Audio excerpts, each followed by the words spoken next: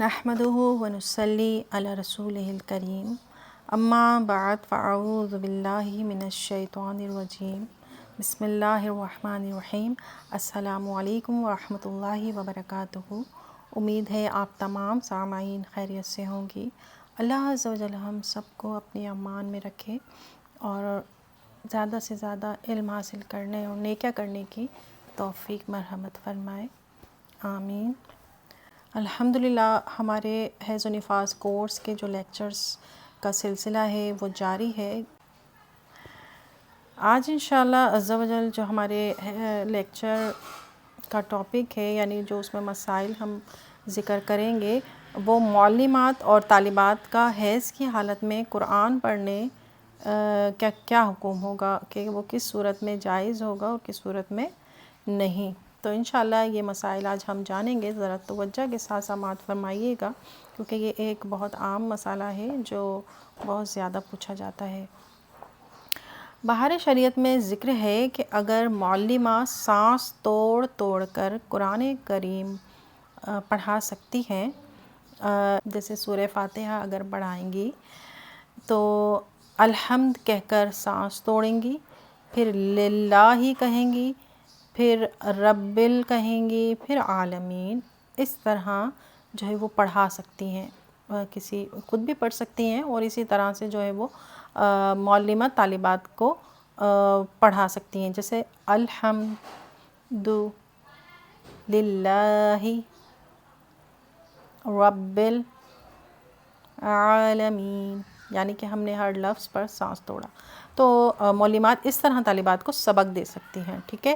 اور یہ جو مسئلہ ہے نا، یہ فقط معلمات اور طالبات کے ساتھ ہی خاص ہے، کوئی اور بہن نہیں پڑھ سکتی۔ جیسے وہ سوچیں کہ میں گھر میں قرآن پاک جو ہے وہ اس طرح سے توڑ توڑ کر پڑھ سکتی ہوں، تو ایسا نہیں کر سکتی۔ یہ فقط طالبات اور معلمات کے ساتھ خاص ہے کہ وہ حالت حیض میں اس طرح پڑھ سکتی ہیں اور پڑھا سکتی ہیں۔ کوئی عام بہن حالت حیض میں اس قرآن پاک کو ایسے نہیں پڑھ سکتی۔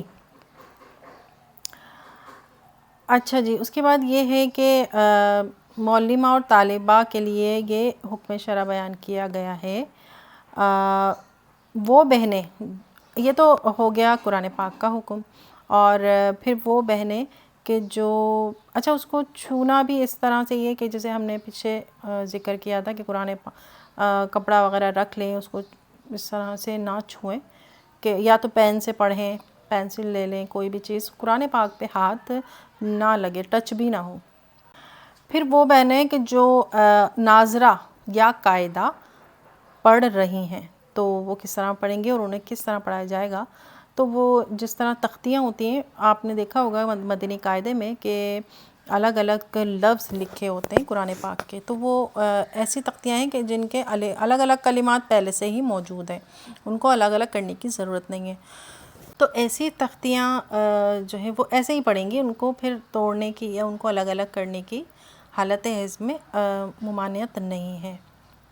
یہ فقط قرآن کریم کی جو آیات ہے نا، یہ حکم ان کے بارے میں یہ ہے کہ معلمات، فقط معلمات، میں بار بار کہہ رہی ہوں کہ یہ عام بہنوں کے لیے نہیں ہے، جو معلمات ہیں اور طالبہ ہیں وہ ہی اس کو اس طرح قرآن پاک کو توڑ توڑ کر پڑھ سکتی ہیں، اور یہ حکم فقط قرآن کریم کی آیات کے بارے میں ہے، ناظرہ یا قاعدہ پڑھنے والی طالبات یا معلمات کے لیے نہیں ہے۔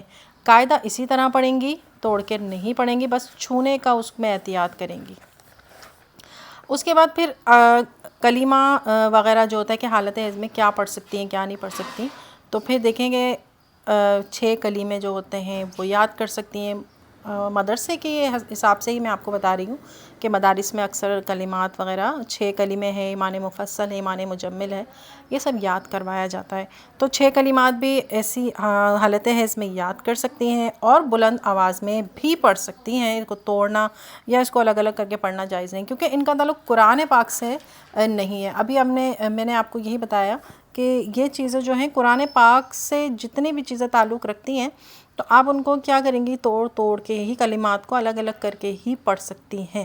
اور جن کا تعلق قرآن پاک سے نہیں ہے، جیسے 6 کلمات ہو گئے، ایمان مفصل اور مجمل ہو گیا، اور اس کے علاوہ بھی جو دعائیں یاد کروائی جاتی ہیں بچوں کو کہ کھانے پینے کی دعا اور بیت الخلاء جانے کی دعا، تو یہ تمام چیزیں جو ہیں وہ پڑھ بھی سکتی ہیں، پڑھا بھی سکتی ہیں، فقط قرآن کریم کی جو آیات ہیں وہ نہیں پڑھ سکتی۔ ابھی ہم نے پچھلے لیکچر میں بھی یہ جانا تھا کہ کل جو ہیں وہ 4 کل پڑھ سکتی ہیں، لیکن ان میں لفظ کل نہیں پڑھیں گی، اور انہیں دل میں دعا کی نیت سے پڑھا جا سکتا ہے۔ اور بھی قرآن آیت الکرسی ہے یا قرآن کے کریم سے کوئی جو بھی آیتیں ہوں تو ان کو کیا کرنا ہے کہ دعا کی نیت سے آپ حالت حیض میں پڑھ سکتی ہیں۔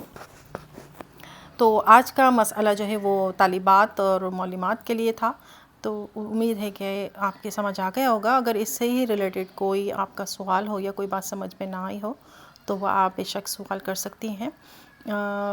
دعاؤں میں یاد رکھیے گا، اللہ کریم سے دعا ہے کہ اللہ پاک ہم سب کو علم دین حاصل کرنے، اسے یاد رکھنے اور اسے دوسروں تک پہنچانے کی توفیق مرحمت فرمائے، آمین بجاہ النبی الامین صلی اللہ تعالیٰ علیہ وآلہ وسلم۔ السلام علیکم ورحمۃ اللہ وبرکاتہ۔